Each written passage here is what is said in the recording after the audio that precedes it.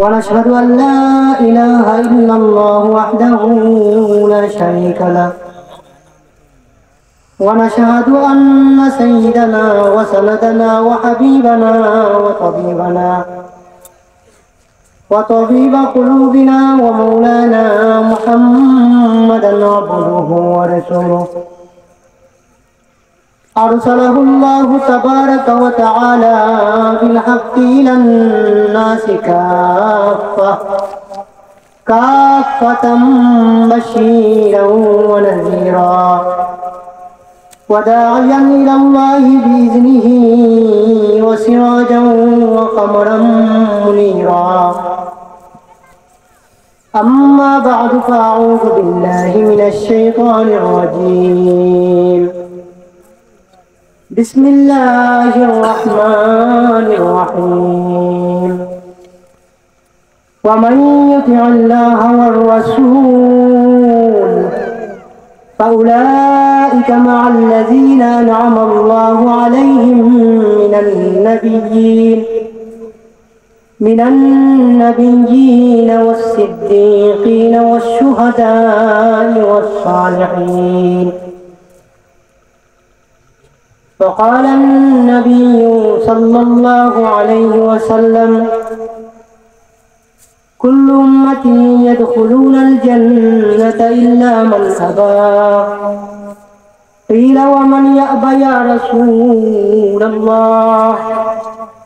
قال من أطاعني دخل الجنة ومن عصاني فقد أبى.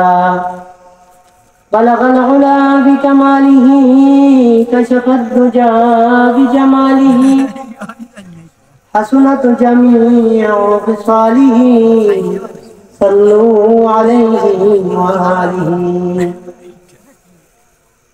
मेरा कायद है यो जिंदगी पैगाम था जिसका,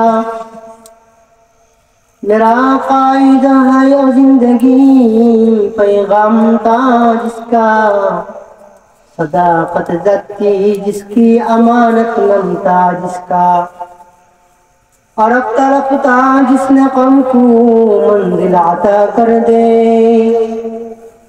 और अब तरफता जिसने कौम को मंजिल अता कर दे, कली गरता जिसकी चमन अंजाम था जिसका, बलगल उला बिकमालिही कशफत दुजा बिजमालिही हसनत जमीउ खिसालिही सल्लू अलैहि व आलिही। अश्क हबीबे मुस्तफा, अश्क हबीबे मुस्तफा जिस दिल का नसीबी, मोहम्मद की अश्क से उस दिल भी। अल्हम्दुलिल्लाह। শাহ আমানুল্লাহ রহমতুল্লাহি আলাইহি ও মুদ্দেগানদের ইসালে সাওয়াব উপলক্ষে আয়োজিত আজকের এই মাহফিলের মুহতারাম সভাপতি মুআজ্জাজ মুকাররম হযরত উলামায়ে কিরাম, দিন প্রিয়, ইসলাম প্রিয়, দিনদার, ইমানদার, মুমিন মুসলমান ভাইরা, পর্দার আড়াল থেকে আলোচনায় শামিল শ্রদ্ধেয় সম্মানিত মা বোনেরা, বিশ্ব পালন কর্তার বিশ্ব দরবারে কালিমাতুশ শুকর আদায় করি যে মালিক আপনাদেরকে আমাকে রহমতি বরকতি দুনিয়ার জান্নাতি টুকরা বাগান জালিসুল উলামা উলামায়ে কিরামদের মজলিসে বুজুর্গানে দ্বীনের সাহবতি কোরআন হাদিসের আলোচনা শুনবার উদ্দেশ্যে আল্লাহ তাআলা আমাদেরকে সালাতুল ইশা নামাজ আদায়ের পরপরই এই মুবারক ইজলাসে আল্লাহ তাআলা আমাদেরকে শরীক হওয়ার তৌফিক দান করেছেন। এই কারণে রব্বুল কারীমের দরবারে অন্তরের অন্তঃস্থল থেকে পড়ি আলহামদুলিল্লাহ।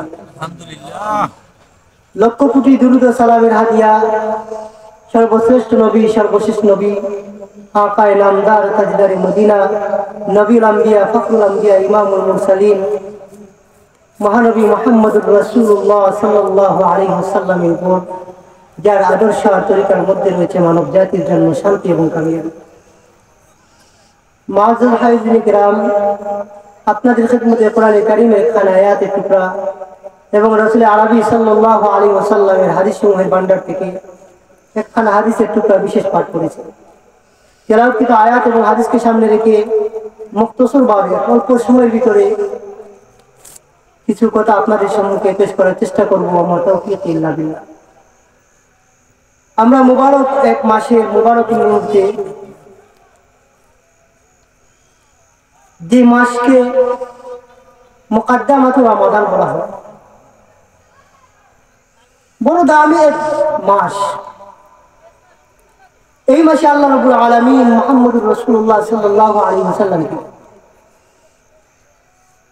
নিজে দাওয়াত দিয়া আল্লাহ তাআলা নিজে নবীর সাথে দেখা করছে। যখন আম্মাজান খাদিজাতুল কুবরা রাদিয়াল্লাহু তাআলা আনহা ইন্তেকাল হয়ে গেল এবং নবী করিম সাল্লাল্লাহু আলাইহি ওয়াসাল্লামের আপন চাচা আবু তালিবের মৃত্যু হল, দুইজন খুব কাছের মানুষের যখন নবীর মৃত্যু হলো, যারা নবীকে সর্বাধিক দিয়ে সাহায্য করতেছিলেন, তখন নবীজি সাল্লাল্লাহু আলাইহি ওয়াসাল্লাম মানসিকভাবে ভেঙে পড়লেন। তখন আল্লাহ পাক রব্বুল আলামিন হযরত জিবরিল এবং হযরত মিকাইল আলাইহিস সালাতু ওয়াস সালামকে পাঠালেন। নবী আলাইহিস সালাতু ওয়াস সালাম তখন কাবা শরীফের হাতিমের মধ্যে ঘুমাইতেছিলেন।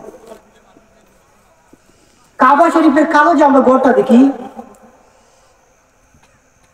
ওই কালো গড়ের পাশে দেখবেন কিছু জায়গা আছে খালি, বাউন্ডারি পিরামিড, ওই জায়গাকে বলা হয় হাতিমে কাবা। নবী আলাইহিস সালাতু ওয়াস সালাম কাবার হাতিমে ঘুমাইতেছিলেন। জিবরিল আমিন এবং মিকাইল আলাইহিস সালাতু ওয়াস সালাম আসলেন, আয়েশা বললেন, ওগো পয়গম্বর আরবি সাল্লাল্লাহু আলাইহি ওয়াসাল্লাম, আল্লাহ পাক আপনাকে দাওয়াত করেছেন। নবী বুরাকে আরোহণ করলেন, বাইতুল মাকদিসের মধ্যে গেলেন, গিয়ে দেখেন পূর্বাপর সমস্ত আম্বিয়া আলাইহিমুস সালাম দাঁড়াই আছেন, নামাজের সময় হয়েছে, নবী ইমামতি করলেন, সমস্ত নবীদের ইমাম হয়ে গেলেন। এরপরে প্রথম আসমান, দ্বিতীয় আসমান, এরকম করিয়া 7 আসমানের উপরে গেলেন, আরশে মুআল্লা পর্যন্ত পৌঁছলেন, জান্নাত দেখলেন, জাহান্নাম দেখলেন, এমনকি স্বয়ং সরাসরি নবীজি আল্লাহর সাথে কথা বললেন। ثم دنا فتدلى فكان قاب قوسين أو أدنى। তীর এবং ধনুকের মধ্যখানে যতটুকু পার্থক্য, আল্লাহ পাকের নবী তার চেয়ে বেশি কাছাকাছি চলে গেলেন। সুবহানাল্লাহ, সুবহানাল্লাহ। তাওহা ইলা আবদিহি মা আওহা। আল্লাহ এবং নবী কথা বললেন। ওই মেরাজের রাতে আল্লাহ তাআলা নবীকে 5 ওয়াক্ত নামাজ দিলেন। প্রথমে 50 ওয়াক্ত নামাজ ছিল, এরপরে 5 ওয়াক্ত আছে। এটা হইল মেরাজের হাদিয়া। তো এই রজব মাসে আল্লাহ তাআলা নবীকে মেরাজ করেছিলেন, বড় দামি এক মাস। আর এটা হলো মুকদ্দামাতুর রমাদান, এরপরে মাস শাবান, এরপরে রমাদান।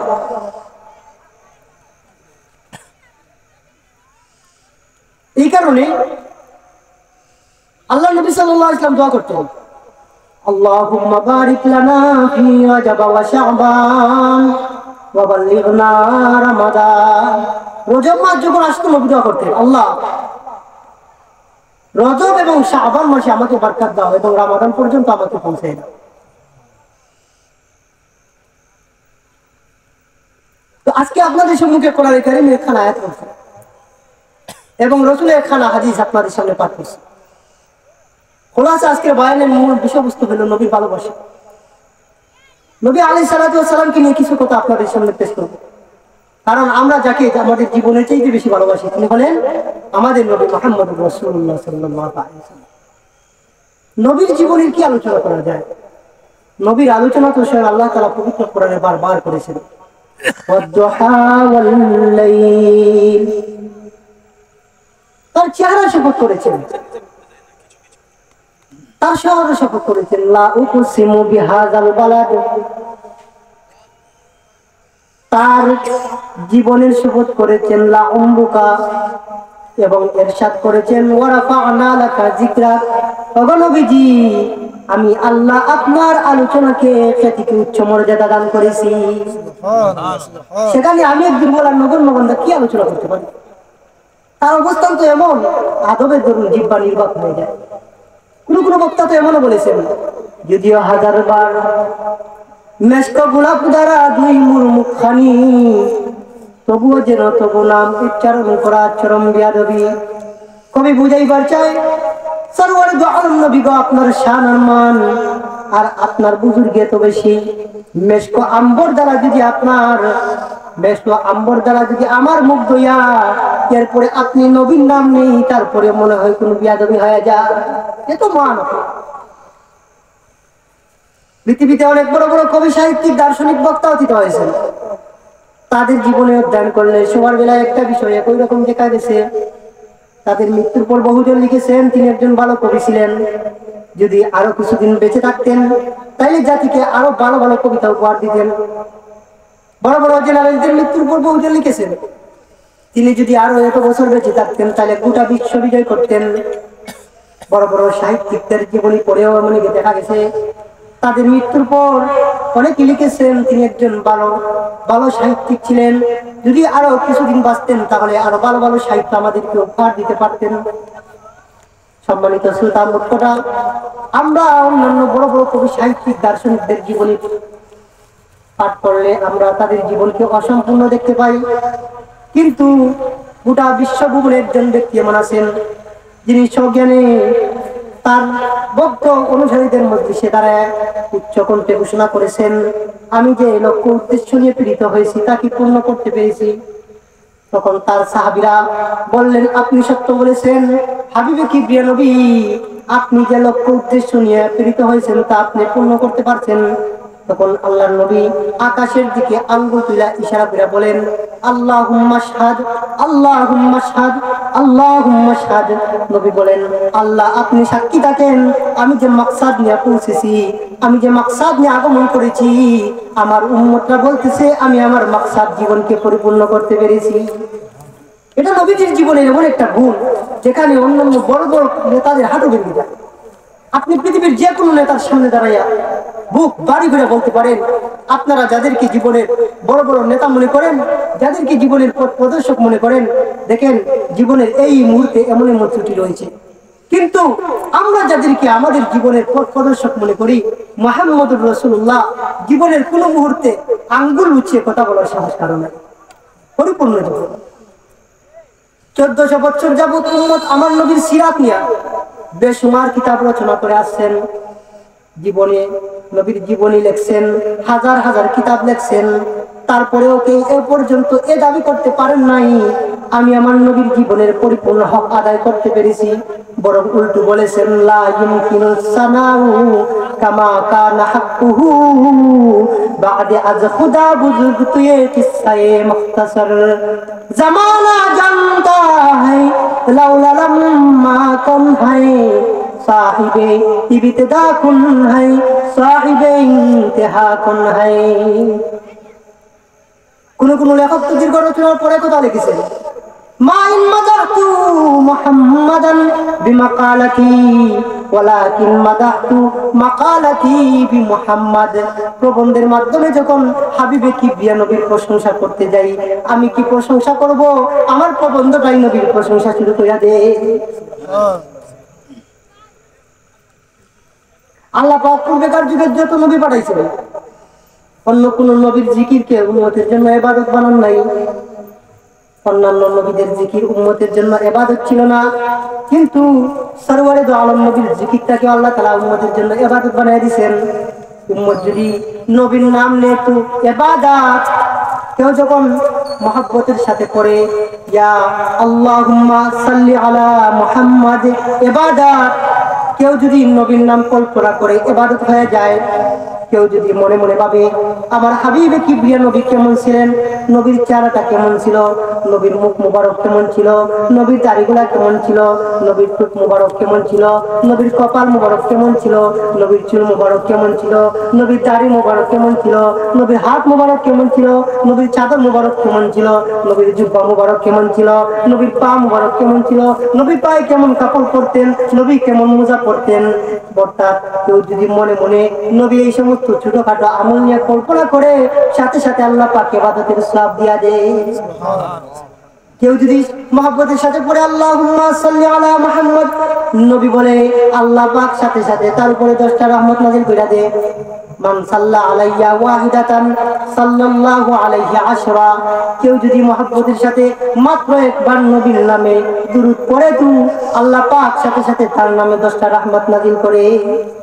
এবার আমি একটু ফিকির করলাম, একবার দুরূদ পড়ার কারণে যদি 10 বার রহমত হয়, কেউ যদি নবীর শানে দৈনিক 100 বার শুরু করে আল্লাহুম্মা সাল্লি আলা মুহাম্মদ, রাসূল বলে আল্লাহ পাক তার উপরে 1000 রহমত নাযিল করে।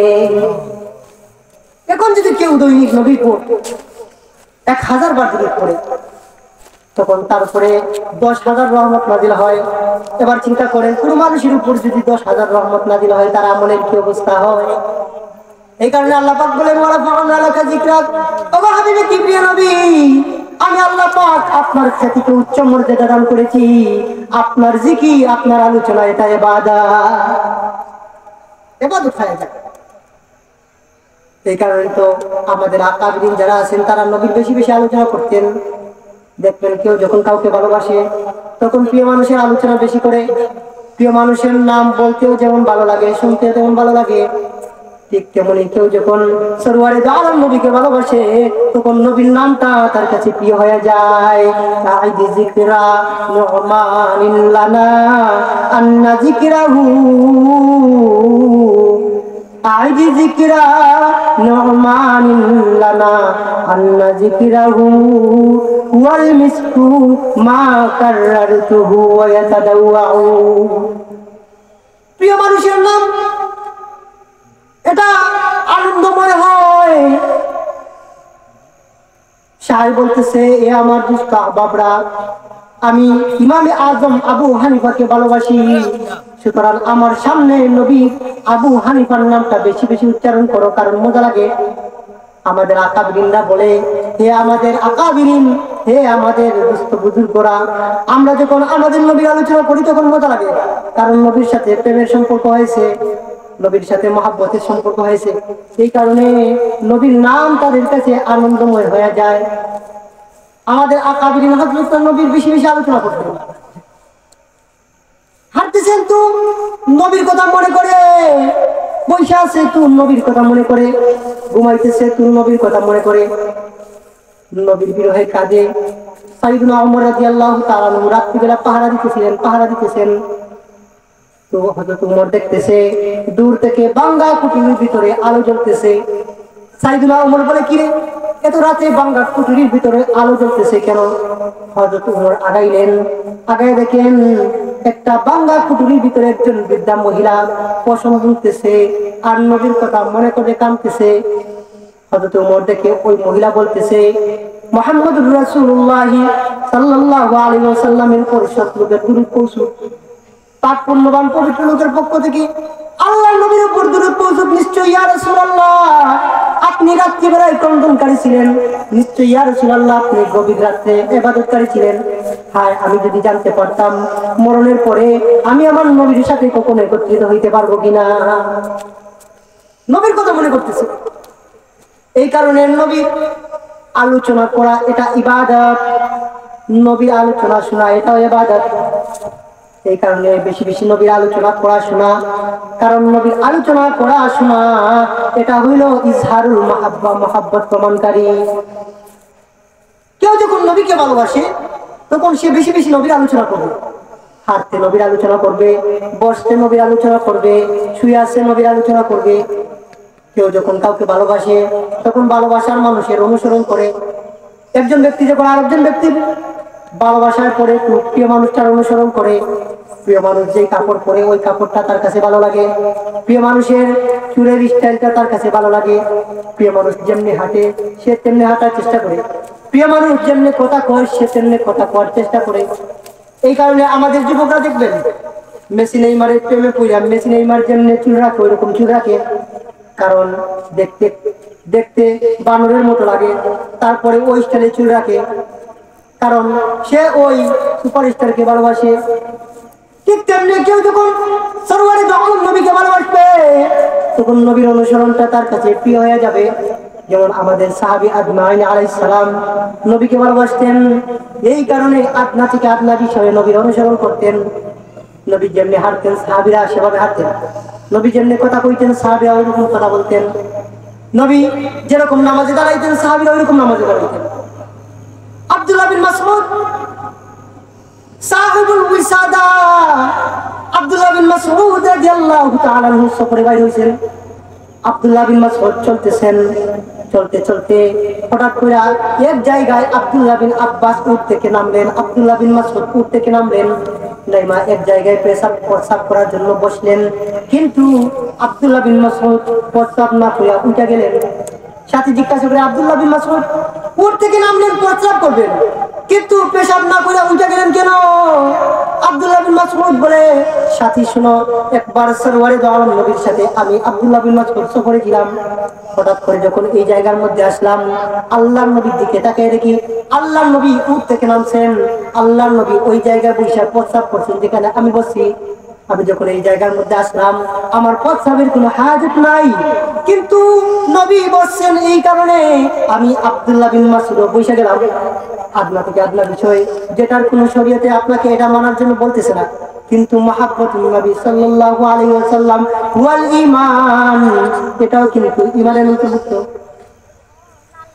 আদনা থেকে আদনা বিষয় আবু মুসা আশআরী রাদিয়াল্লাহু তাআলা আনহু রাইসুল সাহাবীদের চলিলের কত একজন সাহাবী আবু মুসা আশআরী রাদিয়াল্লাহু তাআলা আনহু দস্তরখানা বসছেন, দস্তরখানা খানা খাইছেন। এমত অবস্থায় আবু মুসা আশআরী রাদিয়াল্লাহু তাআলা আনহু দস্তরখানার মধ্যে একজন আরবি গ্রাম্য একজন সাহাবী বসছেন, একজন গ্রাম্য লোক বসছে দস্তরখানার ভিতরে। আবু মুসা আশআরী দস্তরখানার ভিতরে দেশি মুলুক উপস্থাপন করা হয়েছে, তো দেশি মুলুক দেখার লোকটা নাক ছিটকে চলে গেছে, বলতেছে না না দেশি মুলুক খাইব না, কারণ আমি আমার নিজ চোখে দেশি মুলুককে পায়খানা খাইতে দেখছি। দেখবেন আগেকার অনেক মানুষ আছে যারা দেশি মুলুক খায় না, কারণ আগেকার যুগের বাথরুম গুলো খোলা ছিল, টয়লেট গুলো, এই কারণে দেশি মুলুক অনেক সময় পায়খানা খেয়ে ফেলতো। এই কারণে আমাদের এলাকার অনেকেই কিন্তু দেশি মুলুক খায় না। ওই লোকটাও যখন দেশি মুলুক দেখছে তো নাক ছিটকে চলে গেছে, বলতেছে না না দেশি মুলুক খাওয়া যাবে না। আবু মুসা আশআরী বলে, বন্ধু আসো, না ছিটকে চলে যাইও না, কারণ একবার আমি আবু মুসা আশআরী আল্লাহর পয়গম্বরের দস্তরখানার মধ্যে খানা খাইছি, আমি আল্লাহর নবীর দিকে তাকাই দেখি আল্লাহর নবীর দস্তরখানায় দেশি মুরগ উপস্থাপন করা হয়েছে, অথচ আল্লাহর নবী নিষেধ করেন না।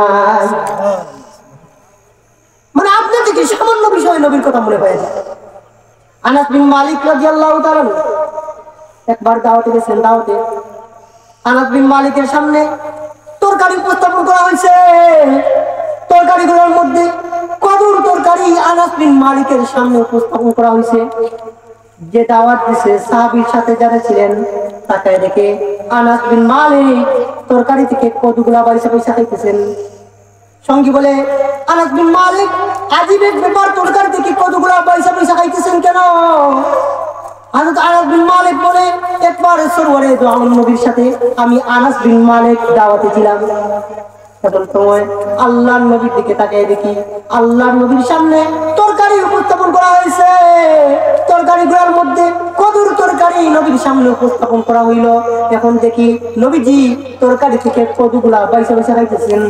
আনাস বিন মালিক বলে, ওই দিন আমার বুঝতে বাকি রইল না আল্লাহর নবী কদুকে বড় ভালোবাসেন। আনাস বিন মালিক বলেন, যেই দিন আল্লাহর নবীকে কদু খাইতে দেখলাম ওই দিন থেকে আমি আনাস বিন মালিকের কাছে কদু সবচেয়ে প্রিয় হয়ে গেছে। আপনি কদু খাইতে পারেন আল্লাহর সমস্যা নাই, অনুসরণ করা জরুরি না, কিন্তু এটা সাহাবীর ঈমান। আদনা থেকে আদনা বিষয় নবীর অনুসরণ করে, সামান্য থেকে সামান্য বিষয় নবীর অনুসরণ করে। আব্দুল্লাহ বিন আব্বাস, আব্দুল্লাহ বিন আব্বাস রাইসুল মুফাসসিরিন, যার জন্য নবী দোয়া করেছেন আল্লাহুম্মা আল্লিমহু ফিদ্দীন ওয়া ফাক্কিহু ফিল কিতাব, আল্লাহুম্মা ফাক্কিহু ফিদ্দীন ওয়া আল্লিমহু ফিল কিতাব। আব্দুল্লাহ বিন আব্বাসের মাথায় হাত রাখা আল্লাহ নবী বলেন, ও আল্লাহ, আমি নবী আব্দুল্লাহ বিন আব্বাসের উপর খুশি হয়ে গেছি, আপনি তারে দ্বীন এবং কোরআনের ইলম দিয়ে দেন। ওই আব্দুল্লাহ বিন আব্বাস রাদিয়াল্লাহু তাআলা আনহু হাদিস বর্ণনা করতেছেন, তিরমিজির মধ্যে আছে। আব্দুল্লাহ বিন আব্বাস বলে, সর্বশেষ যে ব্যক্তি জাহান্নাম থেকে মুক্তি পাইবে, একেবারে সবার শেষে যে জাহান্নাম থেকে মুক্তি পাইবে, কোটি কোটি বছর জাহান্নামের আগুনে জ্বলে কয়লা হয়ে যাবে, কয়লা হয়ে যাবে, চেহারার মধ্যে কোনো মানুষের অস্তিত্ব নাই, কিন্তু ঈমান যারা পরিমাণ ঈমান আছে, এই কারণে আল্লাহ পাক তাকে জাহান্নাম থেকে মুক্তি দিয়ে দিবেন। ওই ব্যক্তি জাহান্নাম থেকে বাইর হবে, আবার জাহান্নামে পড়বে, আবার জাহান্নাম থেকে বাইর হবে, হামাগুড়ি দিয়ে জাহান্নাম থেকে বাইর হওয়ার পরে জাহান্নামের দিকে তাকাইবে, তাকাইয়া জাহান্নামের দিকে তাকাইয়া বলবে আলহামদুলিল্লাহিল্লাযী নাজ্জানি মিনকা ওয়া আতানি শাইআন মা লাম ইউতিকা মিনাল আউওয়ালিনা ওয়াল আখিরিন। জাহান্নাম থেকে বাইর হইয়া জাহান্নামের দিকে তাকাইয়া বলবে, সমস্ত প্রশংসা ওই আল্লাহর, যিনি আমাকে তুমি জাহান্নাম থেকে মুক্তি দিলেন, আমাকে এমন বেশি নিয়ামত দিলেন যে নিয়ামত আর কাউকে দেন নাই। মাত্র জাহান্নাম থেকে বাইর হইয়া মনে করতেছে দুনিয়া সব থেকে বড় নিয়ামত পেয়ে গেছে। দেখবেন মাঝে মাঝে যখন প্রখর রোদের মধ্যে, যখন হাওরের মধ্যে কাজ করে রুদ্রে যখন মাথাটা পুড়ে ফেলে, তখন গাছের ছায়ার নিচে আসলে দেখবেন অনেকটা আরাম লাগে। কারণ অথচ আপনি যদি এসির নিচ থেকে গাছের নিচে যান, তখন আপনার কাছে অস্বস্তিকর লাগবে, কিন্তু প্রখর রুদ্র থেকে গাছের নিচে আসার কারণে আরাম লাগে। ওই লোকটা জাহান্নামের এত কঠিন আযাব, এত বেশি আযাব থেকে বাইর হইয়া যখন জাহান্নামের দিকে তাকাইবে, তখন মনে করবে আল্লাহ পাক তাকে দুনিয়ার সবচেয়ে বেশি নিয়ামত দিয়ে দিয়েছেন।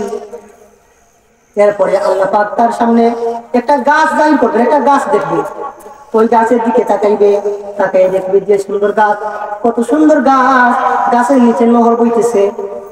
ওই লোকটা আল্লাহকে বলবে আলহামদুলিল্লাহ, আল্লাহুম্মা ইয়া রাব্বি আদনিনি মিন হাযিহি শাজার লিআশরাবা মিন মাইহা ওয়া আস্তাজিল্লা বিজিল্লিহা লা আসআলুকা গায়রাহা। ওই ব্যক্তি তার সামনে জাহান্নাম থেকে বাইর হওয়ার পরে একটা গাছ দেখবে, গাছের দিকে তাকায় তাকাইয়া আল্লাহকে বলবে, আল্লাহ, জাহান্নাম থেকে যখন বাইর কইরা দিলা, তাইলে একটু কাজ করেন, দয়া কইরা আমাকে ওই গাছের নিচে পৌঁছায় দেন। আমি ওই গাছের নিচে যাইবো, ছায়ায় একটু বিশ্রাম নিব, পানি পান করবো। আল্লাহ পাক বলবেন, বান্দা, তোমারে ওই গাছের নিচে পৌঁছায় দিব। এরপরে বলবো, আল্লাহ, আমাকে আরো দাও। বান্দা বলবে, না আল্লাহ, এটাই শেষ চাও, আর কিছু চাইতাম না। আল্লাহ বলবেন, যাও, তোমাকে গাছের নিচে পৌঁছায় দিলাম। ওই গাছের নিচে যখন যাইবে, তিরমিজির রওয়ায়াত, ওই গাছের নিচে যখন বসবে, ছায়া বিশ্রাম নিবে, পানি পান করবে, কলিজাটা ঠান্ডা হয়ে যাবে। আল্লাহর একটু দূর ওই গাছের নিচে বসার পরে আরেকটু দূরে তার সামনে আরো সুন্দর গাছ দেখা যায়। এই গাছের চাইতে ওই গাছ আরো সুন্দর, দেখার লোক সামলাইতে পারবে না, কারণ মানুষের তো চাওয়ার শেষ নাই। ওই গাছের নিচে তাকাইবে, তাকাই আল্লাহকে বলবে, আল্লাহ, বলছিলাম আর কিছু চাইবো না, শেষ চাওয়া আদনিনি মিন হাযিহি শাজার লিআশরাবা মিন মাইহা ওয়া আস্তাজিল্লা বিজিল্লিহা। আল্লাহ বলছিলাম আর কিছু চাইতাম না, আরেকটা চাইলাম, শেষ চাওয়া আর কিছু চাইতাম না, ওই যে গাছটা দেখা যায় ওই গাছের নিচে আমার একটু পৌঁছে দেন। আল্লাহ বলবেন, বান্দা, এই তো চাইলে আর কিছু চাইতে না, এখন আবার চাচ্ছেন। বান্দা বলবে, আল্লাহ, এই শেষ চাওয়া। আল্লাহ পাক বলবে, যা, ঠিক আছে, আর কিছু চাইতে পারবে না। বলবে, আল্লাহ, পাক্কা ওয়াদা, কিছু চাইতাম না। আল্লাহ পাক তার ওই গাছের নিচে পৌঁছে দিবেন, গাছের ছায়ায় বিশ্রাম নিবে আর পানি পান করবে। এমত অবস্থায় আল্লাহ পাক তার চোখের সামনে আরেকটা গাছ প্রকাশিত করে দিবেন, যে এই গাছটা জান্নাতের খুব কাছাকাছি হবে। এবার আর লোক সামলাইতে পারবে না, কারণ এই দুইটা গাছের চাইতে এই গাছ আরো সুন্দর। আল্লাহকে বলবে, আল্লাহ, দুইবার ওয়াদা ভঙ্গ করছিল, শেষ মেশ চাওয়া আর কিছু চাইতাম না, আমার ওই গাছের নিচে পৌঁছায় দাও। আল্লাহ পাক বলবেন, বান্দা, দুইবার বললা কিছু চাইবা না, এরপরে আবার দিলাম, আবার তো চাইবা। বলবে, আল্লাহ, পাক্কা ওয়াদা, আর কিছু চাইতাম না, ওই গাছের নিচে পৌঁছায় দাও। ইমাম তিরমিজি বলেন, আব্দুল্লাহ বিন আব্বাস থেকে রওয়ায়াত, ওই ব্যক্তিকে আল্লাহ পাক ওই গাছের নিচে পৌঁছে দিবেন। আজীব ব্যাপার, এখন ওই গাছের নিচে পৌঁছার পরে ওই গাছের নিচ থেকে জান্নাতীদের কথাবার্তা শোনা যায়। কি মধুর কথাবার্তা, কি জান্নাতের হাওয়া বইতেছে। কথাবার্তা যদি এত সুন্দর হয়ে যায়, জান্নাতের ভিতরে কি হবে?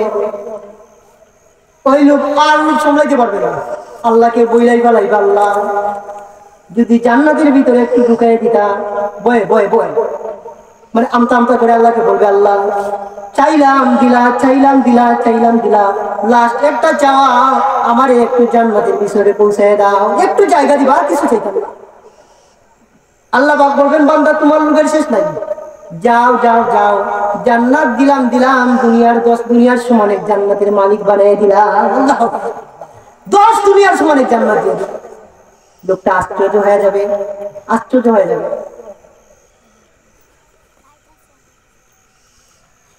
আল্লাহ জান্নাতের ভিতরে একটু ঢুকে দাও। আল্লাহ বললেন, জান্নাত দিলাম, দুনিয়ার 10টা দুনিয়ার সমান একটা জান্নাত দিয়ে দিলাম। এই কথা শোনা লোকটা আর বিশ্বাস করতে পারবে না, বলাইবে আতাস্তাহজিউনি ওয়া আনতা রাব্বুল আলামিন। আল্লাহ আপনি বিশ্বজগতের মালিক হইয়া বুঝি আমি গোলামের সাথে মশকারি করেন? আচ্ছা, একজন মানুষ মনে করে চেয়ারম্যান সাহেবের কাছে বলতেছে, ভাই 5 টাকা দিন। চেয়ারম্যান সাহেব বললেন, যা 5 টাকা দিলাম, 1 কোটি টাকা দিলাম, বিশ্বাস করবেন? জান্নাতের মধ্যে একটু জায়গা চাইছে। আল্লাহ বলেন, জায়গা তো দিলাম, 10 দুনিয়ার সমান একটা জান্নাত দিলাম। লোকটা কেমনে বিশ্বাস করবে? বলাইবে আতাস্তাহজিউনি ওয়া আনতা রাব্বুল আলামিন। বিশ্বজগতের মালিক হয়ে বুঝি আমার সাথে ঠাট্টা করে? হাদিসের অংশ বর্ণনা করে আব্দুল্লাহ বিন আব্বাস হাইসা বলাইলেন, এবং আব্দুল্লাহ বিন আব্বাস বলেন, হে আমার সাহাসাতীরা, আমার ছাত্ররা, হাদিসের এই অংশ বর্ণনা করে আমি আব্দুল্লাহ বিন আব্বাস কেন হাসলাম জিজ্ঞাসা করলে না? ছাত্ররা বলে, আব্দুল্লাহ বিন আব্বাস আপনি কেন হাসলেন? আব্দুল্লাহ বিন আব্বাস বলে, যেই দিন সরওয়ারে দু আলম নবী আমি আব্দুল্লাহ বিন আব্বাসের সামনে এই হাদিস বর্ণনা করলেন, যখন বন্দা বলবে আতাস্তাহজিউনি ওয়া আনতা রাব্বুল আলামিন, নবী যখন এই অংশটুকু বললেন, নবীর দিকে তাকিয়ে দেখি নবীও হাসতেছেন। আমি আব্দুল্লাহ বিন আব্বাস নবীর অনুসরণে হাসি পড়াইলাম। নবী বললেন, ও আমার সাহাবীরা, হাদিসের এই অংশ আপনি বিশ্বজগতের মালিক হইয়া বুঝি আমার সাথে ঠাট্টা করেন? এই অংশ বর্ণনা করিয়া আমি নবী কেন আসলাম আমাকে জিজ্ঞাসা করলে না? সাহাবীরা বলে, ও আল্লাহর নবী আপনি কেন আসলেন? নবী বলে, এই বান্দার এই অংশ, আল্লাহ আপনি বিশ্বজগতের মালিক হয়ে বুঝি আমার সাথে ঠাট্টা করেন, এই কথা যখন বান্দার মুখ থেকে স্বয়ং রব্বুল আলামিন শুনবেন, রব্বুল আলামিন নিজেও হাসিয়া বলাইবেন। ইমাম তিরমিজির হাদিসটা দেখুন, আমি আমার উস্তাদের কাছ থেকে শুনলাম। উস্তাদের দিকে তাকায় দেখি তিনি হাসতেছেন। তিনি বলেন, আমি যখন আমার উস্তাদের দিকে আমি হাদিসের অংশ শুনছিলাম, আমার উস্তাদের দিকে তাকায় দেখি আমার উস্তাদ হাসতেছেন। তিনি বলেন, যখন আমার উস্তাদ হাদিস বর্ণনা করেন, আমার উস্তাদের দিকে তাকায় দেখি তিনি হাসতেছেন। তিনি বলেন, আমার উস্তাদ যখন হাদিস বর্ণনা করেন, আমার উস্তাদের দিকে তাকায় দেখি আমার উস্তাদও হাসতেছেন। উনি বলেন, আমার উস্তাদ যখন হাদিস বর্ণনা করেন, আমার উস্তাদের দিকে তাকায় দেখি আমার উস্তাদ হাসতেছেন। উনি বলেন, আমার উস্তাদের কাছ থেকে যখন এই হাদিসের অংশ শুনলাম, আমার উস্তাদের কাছে আমার উস্তাদের দিকে তাকায় দেখি তিনি হাসতেছেন। তিনি বলেন, আমার উস্তাদ যখন বলেন তখন আমার উস্তাদও হাসতেন। তিনি বলেন, আমার উস্তাদ যখন হাদিস বর্ণনা করেন, আমার উস্তাদও হাসতেছেন। তিনি বলেন, আমার উস্তাদ ইমামে তিরমিজি যখন হাদিস বর্ণনা করেন, ইমাম তিরমিজির দিকে তাকায় দেখি ইমাম তিরমিজি হাসতেছেন। তিনি বলেন, আমার উস্তাদ যখন হাদিস বর্ণনা করেন, আমার উস্তাদের দিকে তাকায় দেখি আমার উস্তাদ হাসতেছেন।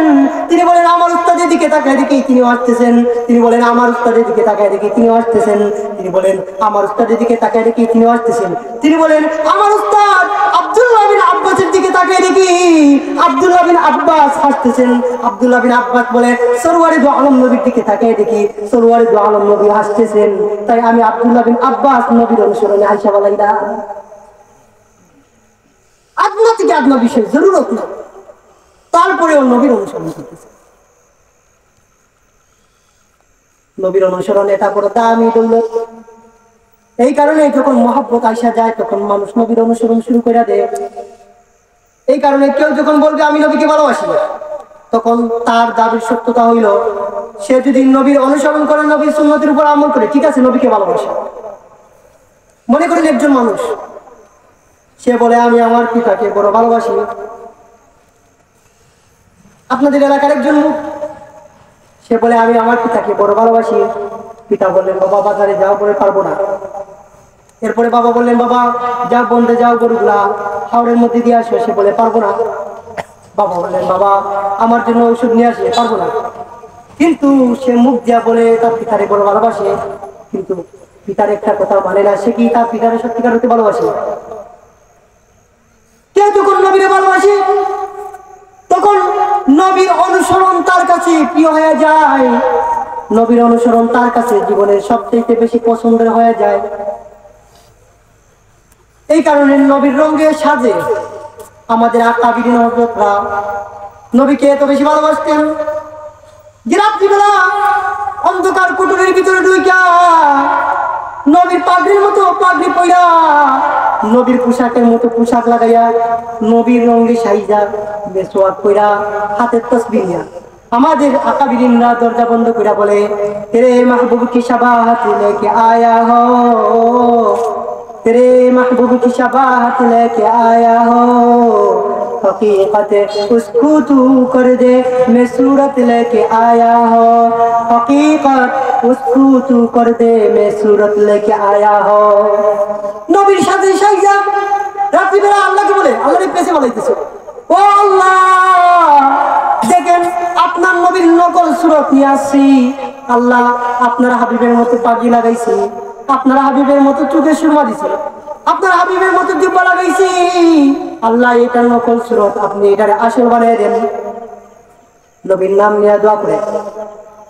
এই কারণে এই পাঞ্জাবি, এই জুব্বা, এই পাগড়ির বড় দাম, কারণ এটা তাসাবু মান নবী। কারণ এই পাগড়ি, এই টুপি, এই জুব্বাটা বড় দামি, কারণ এই জুব্বার সাথে নবীর জুব্বার মিল আছে, এই পাগড়ির সাথে নবীর পাগড়ির মিল আছে। এই কারণে এই পাগড়িটার আল্লাহর কাছে বড় দাম। মুফাসসিরিনে কেরাম তাফসীরের কিতাবের মধ্যে লিখছেন, আল্লাহ পাক যখন মূসা আলাইহিস সালাতু ওয়াস সালামকে নবী বানায় পাঠাইলেন, মূসা আলাইহিস সালাতু ওয়াস সালাম ফেরাউনকে বলতেছে, হে ফেরাউন, আমি আনা রাসূলুম মির রাব্বিল আলামিন, আমি বিশ্ব পালনকর্তার পক্ষ থেকে নবী হয়ে আসছি, আমি হইলাম নবী আর আল্লাহ হলেন রব্বুল আলামিন। ফেরাউন বলে, না না, আমি হইলাম রব্বুল আলামিন, আনা রাব্বুকুমুল আ'লা। নবী মূসা বলে, না না, তুমি রব না, রব হলেন একজন, তিনি কে? আরো জোরে কোন কে? রব হলেন একজন, তিনি তোমারে বানাইছেন, আমারেও বানাইছেন। ফেরাউন বলে, তাইলে তুমি যে আল্লাহর পক্ষ থেকে নবী, তার প্রমাণ কি? মূসা আলাইহিস সালাতু ওয়াস সালামের হাতের লাঠিটা ফালছেন, আলকা আসাহু ফাইজা ইয়া সুবানুম মুবিন। হযরত মূসা আলাইহিস সালাম হাতের লাঠিটা ছাড়ছেন জমিনের, সাথে সাথে বিরাট বড় একটা অজগর হয়ে গেছে। ফেরাউন ভয় পাইয়া গেছে। ফেরাউন বলতেছে, না না, এটা আমাদের এলাকার জাদুঘরেরা তো এরকম লাঠি দিয়ে সাপ বানাইতে পারে, তাহলে আজকে মোকাবেলা হোক। এলাকার জাদুঘরের সাথে মূসার মোকাবেলা, যে বিজয়ী হবে সেই সত্যবাদী। দিন তারিখ ঠিক হয়ে গেছে, আগামী জুমাবার জুমার নামাজের পরে মোকাবেলা হবে মূসা আলাইহিস সালাতু ওয়াস সালামের সাথে। মিশরের জাদুকরদের জাদুবিদ্যার পরীক্ষা হবে। দিন তারিখ ঠিক হয়ে গেছে। কোটি কোটি মানুষ, হাজার হাজার মানুষ বনি ইসরাইলীরা মূসা আলাইহিস সালাতু ওয়াস সালামের সাথে জাদুকরদের এই জাতির প্রতিযোগিতা দেখার জন্য উপস্থিত হয়েছে। এবার জাদুকরেরা মনে মনে বলে, কি একা মূসা আমাদের কত হাজার হাজার জাদুকরের সাথে মোকাবেলা করার জন্য প্রস্তুত হয়ে গেছে, মূসার সাহস আছে। এখন জাদুকরেরা মনে মনে চিন্তা করে, যদি মূসার সাথে আমরা হাইরা যাই তাইলে তো বদনামি হবে, তাহলে এক কাজ করো, মূসা যেমন পাগড়ি পরে আমরাও পাগড়ি পরবো, মূসা যেমন পাঞ্জাবি পরছে আমরাও পাঞ্জাবি পরবো, তারপরে যদি আমরা হাইরা যাই তাহলে মানুষ বুঝতে পারবো না মূসা হারলো নাকি জাদুকররা হারলো। কারণ জাদুকরদের যে পোশাক, মূসার একই পোশাক, মূসা আলাইহিস সালাতু ওয়াস সালামের পোশাকের মতো পোশাক লাগিয়েছে, মূসা আলাইহিস সালামের পোশাকের মতো পোশাক, মূসার জুব্বার মতো জুব্বা, মূসার টুপির মতো টুপি, মূসার পাগড়ির মতো পাগড়ি, হাতে মূসার লাঠির মতো লাঠি। কিন্তু এই যে তাসাবু মহান নবী হয়েছে, নবীর সাথে একটা সম্পর্ক হয়েছে, নবীর চেহারার সাথে মিল হয়ে গেছে, আল্লাহ পাকের পছন্দ হয়ে গেছে। এই পাঞ্জাবি আল্লাহর কাছে পছন্দ হয়েছে, কিন্তু ইমান নিয়ত ঠিক না। জাদুকররা পাঞ্জাবি লাগাইছে কেন? বলে যদি হাইরা যায় মানুষ যাতে বুঝতে না পারে কে হারছে, মূসা হারলো নাকি জাদুকর হারলো, ধোঁকা দেওয়ার জন্য। কিন্তু এই পোশাকটা আল্লাহর কাছে বড় প্রিয় হয়ে গেছে, বড় পছন্দ হয়ে গেছে। যখন ময়দানের মধ্যে নামছে, তো যখন মুসা আলাইহিস সালামের সাত জাদুকরদের হাজার হাজার জাদুকরের সাপগুলা গিলা ফেলছে, এবার জাদুকররা উলকিয়াস সাহারাতু সাজিদিন ক্বালু আমান্না বিরাব্বিল আলামিন রাব্বি মুসা ওয়া হারুন। এই যে পোশাক পরিবর্তন করছে, পোশাক পরিবর্তন করাটা আল্লাহর কাছে প্রিয় হয়ে গেছে। ৭০,০০০ জাদুকরকে আল্লাহ তাআলা ঈমান দিয়ে দিয়েছে। বড় দামি পোশাক। দামি হইল কেমনে? তাশাবু মান নবী হইছে, নবীর সাথে এই চেহারার এই পোশাকের একটা মিল হয়েছে। এই কারণে বলতেছিলাম এই কথা। এক নম্বর কথা, যখন কেউ নবীকে ভালোবাসে, নবীর আলোচনা করাও তার কাছে ভালো লাগে, নবীর আলোচনা শোনাও তার কাছে ভালো লাগে। নাম্বার ২, যখন কেউ নবীকে ভালোবাসে তখন নবীর অনুসরণ করাটা তার কাছে প্রিয় হয়ে যায়। যখন নবীকে কেউ ভালোবাসে তখন নবীর জন্য জীবন দিতে পাগল হয়ে যায়, নবীর জন্য জীবন দেওয়ার জন্য পাগল হয়ে যায়, নবীর চেহারা এক নজর দেখার জন্য পাগল হয়ে যায়। রুয়াতুন নবী, নবীর চেহারা দেখার জন্য তার অন্তরটা ছটফট করে। এই কারণে আমাদের আকাবিরের অনেকে যখন ঘুমাইতেন তামান্না নিয়ে ঘুমাইতেন, আল্লাহ বাস্তবে তো আপনার নবীকে দেখতে পারলাম না, স্বপ্নে যুগে যদি একবার আপনার নবীকে দেখতে পারতাম। এটা আমাদের আকাবিরদের একটা দিলের বড় তামান্না, বড় তামান্না, নবীকে এক নজর দেখতে চায়। এই কারণে আমাদের আকাবিরদের একজন আকাবির সাইদ আহমদ রিফাঈ বড় একজন আশিক রাসূল, জবানার বড় একজন আশিক রাসূল, নবীরে বড় ভালোবাসি, কিন্তু রওজায়ে আকদাস জিয়ারতের সৌভাগ্য হয় না, নবীর রওজার সামনে দাঁড়ানো নসিব হইতেছে না। দূর থেকে নবীকে ভালোবাসি কিন্তু মদিনায় যাইতে পারতেছে না। তো সাইদ আহমদ রিফাঈ কবিতা বলে, ফি হালাতিল বুদি রূহি কুনতু উরসিলুহা।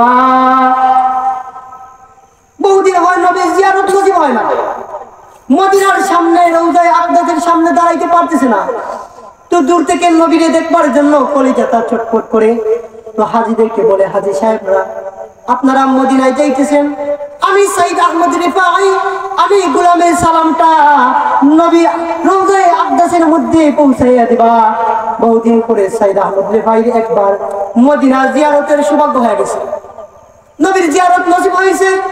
তো রওজায়ে আকদাসের সামনে দাঁড়াইয়া আবেগে আপ্লুত হইয়া রওজায়ে আকদাসের সামনে দাঁড়াইয়া দাঁড়াইয়া পাগল হইয়া পড়ে, ফি হালাতিল বুদি রূহি কুনতু উরসিলুহা,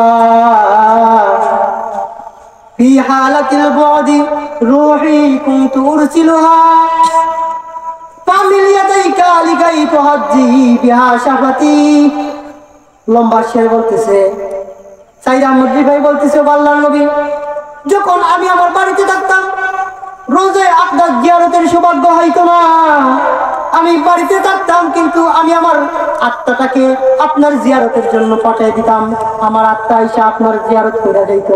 তখন নবীজি এখন আমি পাগল, সশরীরে আমি নিজে আপনার রওজার সামনে দাঁড়াইছি, দেন না আপনার হাত মোবারক একটু বাইরে করে দেন, আমি গোলাম আপনার হাতে একটু চুমু খাইব। এত বেশি মহব্বতের সাথে কবিতা পড়তেছে। মাতাবের মধ্যে যারা ছিল, রওজায়ে আকদাসের জিয়ারতে যারা ছিল, তারা দেখলো পাগলের এই কথাগুলো শোনার পরে রওজায়ে আকদাস থেকে বরকতময় হাত প্রকাশিত হয়ে গেছে। তেরে মাহবুব কি আশক মুঝকো আতা কর, তেরে মাহবুব কি আশক মুঝকো আতা কর দে, জিয়ারতে হাবিব মুঝকো আতা কর দে, জিয়ারতে হাবিব মুঝকো আতা কর দে। এমন ইশকিয়া কবিতা পড়ছে। রওজায়ে আকদাসে যারা ছিল তারা দেখলো সাইদ আহমদ রিফাঈর জন্য নবী হাত বের করে দিয়েছে।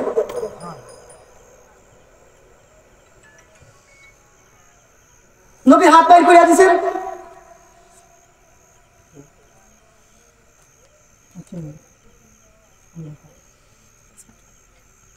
নবী হাত বের করে দিয়েছেন, আর সাইদ আহমদ রিফাঈ হাতের মধ্যে চুমু খাইছে। ইয়াস পর মহব্বত, নবী দেখবার জন্য পাগল হয়ে থাকে। এই কারণে হযরত বিলাল হাবশী, নবীর পাগল বিলাল হাবশী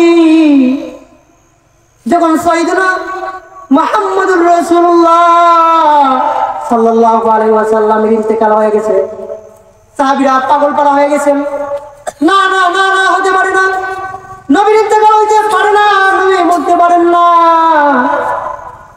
নবীর আমরা দাফন করব না। নবী রবের সাথে কথা বলতে গেছেন, একটু পরে চলে আসবেন। সাহাবীরা পাগল হয়ে গেছে, নবীর বিরহ সহ্য করা যায় না, কারণ সাহাবীরা কখনো কল্পনা করতে পারেন নাই একদিন নবী আমাদেরকে ছেড়ে চলে যাবে। এই কারণে নবী সাল্লাল্লাহু আলাইহি ওয়াসাল্লাম ইন্তেকালের পর সাহাবীরা পাগল পাড়া। হযরত বিলাল বলে, না না না, যেই মদিনায় নবী নাই ওই মদিনায় আমি বিলাল থাকবো না। যেই মদিনায় নবী নাই ওই মদিনায় আমি বিলাল থাকবো না। প্রিয় মানুষ, হাবিবে কিবরিয়া আলাইহিস সালাম মদিনায় নাই, আমি বিলাল মদিনায় থাকবো না। হযরত বিলাল হাবশী মদিনা থেকে বহু দূরে দামেস্ক চলে গেছেন, কারণ মদিনায় নবীর সাথে চলছে, নবীর সাথে কথা বলছি, নবীর সাথে খানা খাইছি। এখন মদিনায় চলবো আর নবীর দেখতে পারবো না, মদিনায় খানা খাইবো, নবীর দস্তরখানা পাইবো না, এটা আমি বিলাল বরদাস্ত করতে পারবো না। এই কারণে দামেস্ক চলে গেছে। বহুদিন হয় বিলাল মদিনায় আসে না। বহুদিন পরে স্বপ্নে হযরত বিলাল দেখতেছে, সরওয়ারে দো আলম নবী বিলালকে বলতেছে, বিলাল, কিরে বিলাল, আমি নবীকে বুঝি বুইলা গেলা, মদিনা শরীফ কি জিয়ারত করার মন চায় না? ঘুম থেকে উঠা হযরত বিলাল মদিনার দিকে চলে আসছে। মদিনায় আইসা হযরত বিলাল যখন রোজা আকদাদের সামনে দাঁড়াইছেন, বিলালকে দেখা মদিনায় কান্নার রোল পড়ে গেছে। লোকেরা বলতেছে, ওই দেখো দেখো দেখো বিলাল আসছে, মনে হয় নবীও দেখা যাইব। কারণ আগেকার যুগে বিলাল যে রাস্তা দিয়ে চলতেন, নবী ওই রাস্তা দিয়ে চলতেন, নবী যেই রাস্তায় চলতেন বিলাল ওই রাস্তায় চলতেন। সুবহানাল্লাহ। এই কারণে মুআজ্জিজ হাজিরিন কিরাম, নবীর ভালোবাসা, নবীর মহব্বত, এটা ঈমান। কারো অন্তরে যদি নবীর ভালোবাসা না থাকে তাহলে তার ঈমান পরিপূর্ণ হয় না। আর নবীর ভালোবাসা প্রমাণ করা, প্রকাশ করার সবচেয়ে বড় মাধ্যম হইল নবীর অনুসরণ করা। এই কারণে নবীর অনুসরণ করা এটা ইজহারুল মাহাব্বত। নবীকে প্রতিটা জীবনের প্রতিটা মুহূর্তে নবীকে ভালোবাসতে হবে, নবীর অনুসরণ করতে হবে। আল্লাহ পাক আমাদেরকে প্রতিটা কদমে কদমে নবীর অনুসরণ করার তৌফিক দান করুন। আমিন। ওয়া আখিরু দাওয়ানা আলহামদুলিল্লাহি রাব্বিল আলামিন। আসসালামু আলাইকুম ওয়া রাহমাতুল্লাহি ওয়া বারাকাতুহু। আলহামদুলিল্লাহ আলহামদুলিল্লাহি নাহমাদুহু ওয়া নাস্তাঈনুহু ওয়া নাস্তাগফিরুহু ওয়া নু'মিনু বিহি ওয়া নাতাওয়াক্কালু আলাইহি। فالحمد لك والشكر لك اللهم اغفر لنا وارحمنا واهدنا وارزقنا اللهم ارزقنا رزقا كريما اللهم ارزقنا شهادة في سبيلك اللهم ارزقنا حياة طيبة حياة كريمة اللهم إنا نعوذ بك من الشرورات كلها اللهم إنا نعوذ بك من وسواس الشياطين اللهم إنا نعوذ بك من فتنة المحيا والممات اللهم إنا نعوذ بك من فتنة المسيح الدجال اللهم إنا نسألك خيرها اللهم إنا نسألك خير الدنيا والآخرة اللهم إنا نسألك ما سألك بك نبيك محمد صلى الله عليه وسلم اللهم إنا نعوذ بك ما استعاذ منك نبيك وحبيبك وخليلك محمد صلى الله عليه وسلم تقبل منا إنك أنت السميع العليم وتب علينا إنك أنت التواب الرحيم آمين برحمتك يا رب.